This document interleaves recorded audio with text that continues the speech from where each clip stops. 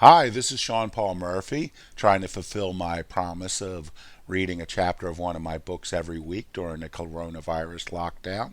Now, however, I got to figure out when does the lockdown end because I live in the state of Maryland and we're going into stage one. Does that mean it's over? I don't know. I guess I'll wait until I get a haircut. I think that'll be the end of the lockdown for me. But this week we're going to go with another chapter of my book, Chapel Street. Chapel Street is the story of Rick Backos, a man straddling the line between sanity and insanity while battling a demonic curse that has driven members of his family to suicide for generations.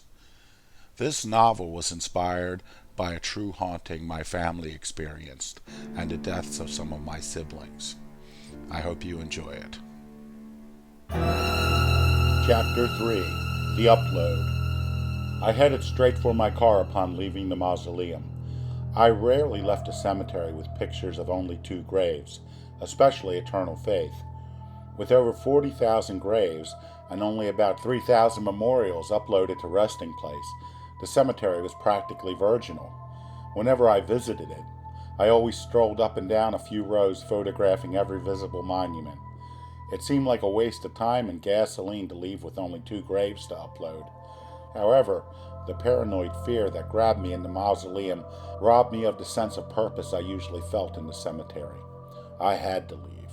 Normally, I would have gotten something to eat on my way home.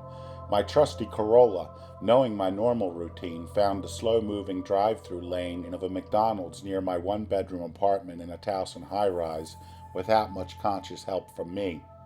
However, the sight of the glossy pictures of the items on the menu, which usually look more appealing than the food itself, made me feel strangely nauseous. And I liked McDonald's food. This time, however, the hamburger meat on the menu appeared sickly gray, dead, as if it were tough with rigor mortis. Coughing, I felt a sharp sting of bile in the back of my throat. That was all I needed. I pulled out of the lane and headed home. I had no firm plans for the day. The Baltimore Orioles were playing the Cleveland Indians that afternoon. I enjoyed baseball and followed it avidly. It was the only team sport my mother deemed safe enough for me to play, especially since my general lack of ability relegated me to the undemanding role of late-inning replacement right fielder. Still, I enjoyed being part of a team, and watching the games on television brought back good memories. I planned to spend the afternoon creating dozens of memorials on resting place while watching the game. Since I left the cemetery with only two graves, I thought I could relax and watch the Orioles beat the Indians without distraction. I was wrong. I found myself strangely restless, shifting from my sofa to my chair. A few times I found myself walking toward my desk, but I always stopped myself. I knew what I would do as soon as I sat down at the desk. I would take the memory card out of my camera and load it into the computer. Then I would upload the Dark Lady's photograph. The thought scared me. Not just because I didn't want to look into her eyes again. No, I felt something deeper there. Something beyond mere flesh and bone and even mind. I felt some inchoate fear that I was no longer in control of myself. That something, or someone, was manipulating me from shadows too dark to examine. I tried to shake off the feeling. It was crazy, irrational. There were no shadows lingering over me. I experienced my share of darkness, perhaps more than my share, with the deaths of my parents and my only brother by the time I was 33 years old. I certainly went through deep and profound moments of sadness, but nothing like the depression that killed my brother Lenny. I secretly envied Lenny when we were younger. He possessed an easygoing charm, equally effective with both parents and peers. Everybody liked him, especially the girls. I watched in amazement as he would walk up to pretty girls at the mall and have them smiling in no time. I, on the other hand, got better grades in school. It wasn't a fair trade. The grades got me into college, a life experience Lenny opted to ignore, much to our mother's consternation. He wanted to start living an adult life. On a whim, he became a car salesman. I have to admit, it was an excellent choice. He could sell anything when he was sane. The problem was, those sane periods became increasingly infrequent. Lenny drifted into madness in his early 20s. We thought it was drugs at first, But after an arrest for disorderly conduct and a forced committal, we discovered the problem was in his mind. We never got his true diagnosis. Lenny never let the doctors discuss his condition with us. Lenny used words like manic depression, bipolar, paranoid, and schizophrenic to describe himself during his lucid periods, which lasted for months, provided he took his medicine. When he was off his meds, Lenny quickly waded into the darkness of insanity again. What happened to him frightened me.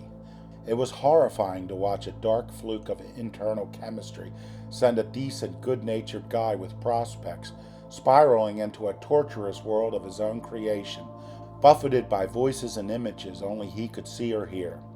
I wouldn't have survived as long as he did. No way.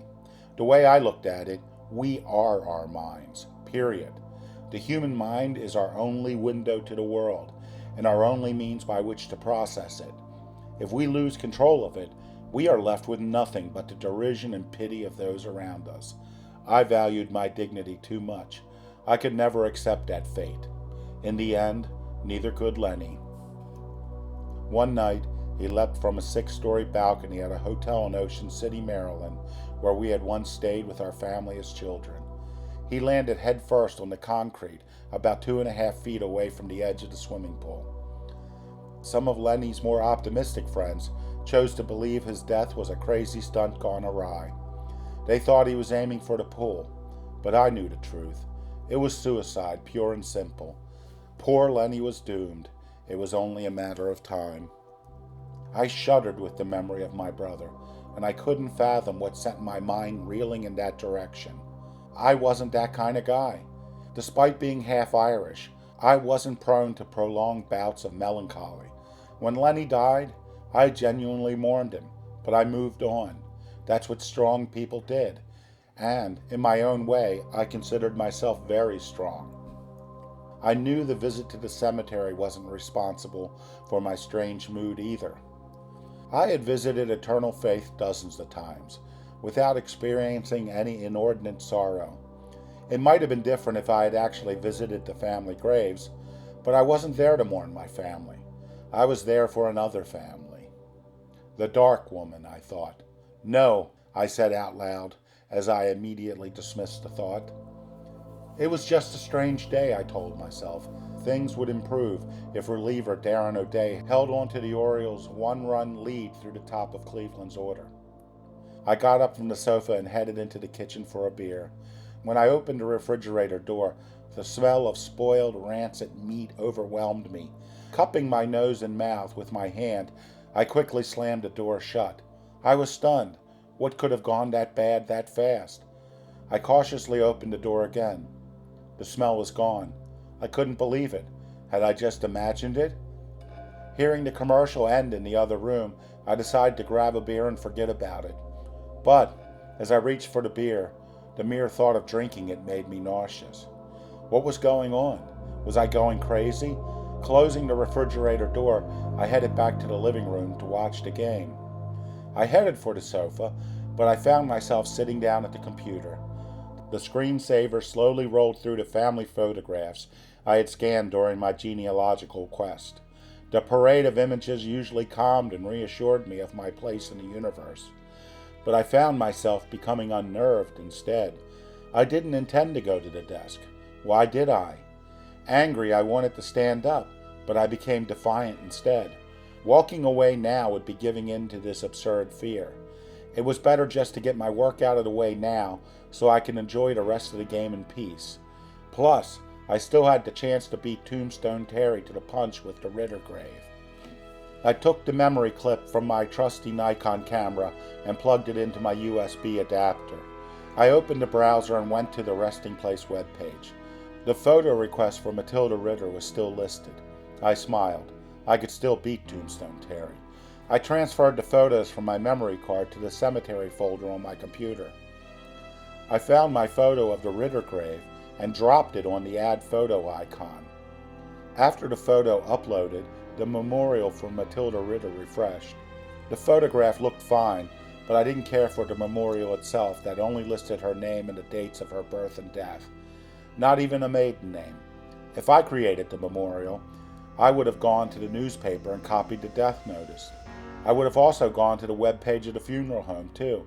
They often featured photographs of the deceased. Pictures of the dead gave a memorial life. And speaking of photographs, I had two more to deal with. I brought the cursor to the wide shot of the caustic grave, but something told me to delete the caustic files instead. Then again, another force pushed me to create a memorial for Elizabeth Caustic for the whole world to see. This conflict made no sense to me.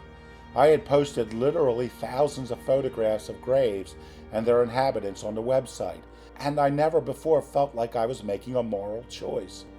I certainly felt sad at times, but only if I was creating a memorial for a child or a suicide victim. I clicked on the file. The image of Elizabeth Caustic's grave appeared on my computer monitor. Nothing on it should have triggered such an emotional response from me. She wasn't a child. The late Miss Caustic was 72 years old, which was more than enough time for anyone. Nothing indicated she died by her own hand either. My misgivings were groundless, except that there was something strange about her face. I clicked on the next file, and the close-up of Elizabeth Caustic filled my monitor. She didn't creep me out quite as much this time. Her dark eyes looked strangely satisfied. The smile now appeared to be a teeny gloat of victory, as if she knew I would perform as instructed. I went to the main page for Eternal Faith. I typed in her name. It didn't show up, which meant the grave was unlisted. I clicked on Add Memorial and typed in her name, then stopped. I needed more information. Was she married? If so, what was her maiden name?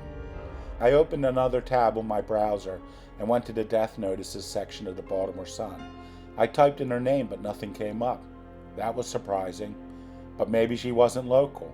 I opened up Ancestry.com with the hope of finding an obituary there. No such luck. They had absolutely nothing about her. Opening another tab, I Googled her name.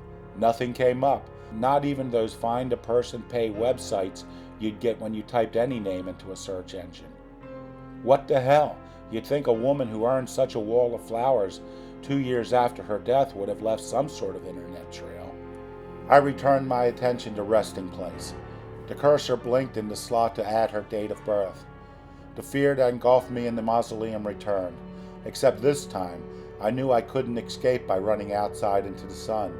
Some wordless voice beyond the realm of logic and reason assured me that the only way to dispel the fear was to finish the memorial. Another voice, much quieter, warned me that I was making a dangerous mistake. Delete the files, the voice said. I highlighted the 2 caustic files in the folder. My finger actually went to the delete key, but I couldn't do it. Deleting those files would be giving in to superstition. I always considered myself a rationalist. I was an accountant. I lived in a world of numbers. 1 + 1 = 2, even if a black cat walks by or someone breaks a mirror. No, I wouldn't delete the caustic files out of fear. That was absurd. With newfound resolve, I typed Elizabeth's dates of birth and death into resting place, using the brass plaque as my sole source. Then I went to my photo directory and grabbed a wide shot of the caustic grave and dropped it on the add photo icon. I felt no misgivings as it quickly uploaded onto the web page. That wasn't true when it came time to add the close-up of Elizabeth's face. I grabbed a photo from the directory and held it over the add photo icon. Once again, I felt I was making a choice between good and evil. Once again, rationality rose up in me. There were no voices, I told myself. There were no forces. It's just a photograph. I found my logic reassuring, but not entirely convincing. It placated my concerns, but I knew deep in my heart I was acting out of fear. I was afraid that something dark had a hold of me, and that it wouldn't release me until I put the photograph on the internet. I dropped the file onto the icon, and a haunting photograph of Elizabeth Caustic was added to her memorial for the world to see. I gave her one last look before I closed the browser.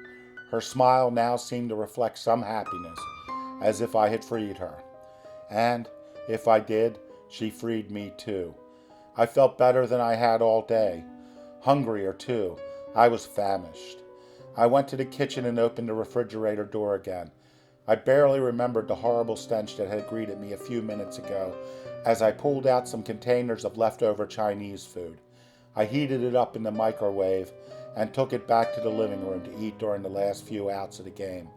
Happily, the Orioles won, and despite my plans to take the salsa dance lessons that night downtown on the 13th floor of the Belvedere Hotel, I found myself drifting off to sleep. I hope you enjoyed that chapter of Chapel Street. If you want to learn more about me or the haunting that inspired the book, check out my webpage, seanpaulmurphyville.blogspot.com, for all things Sean Paul Murphy. See you next week, I think.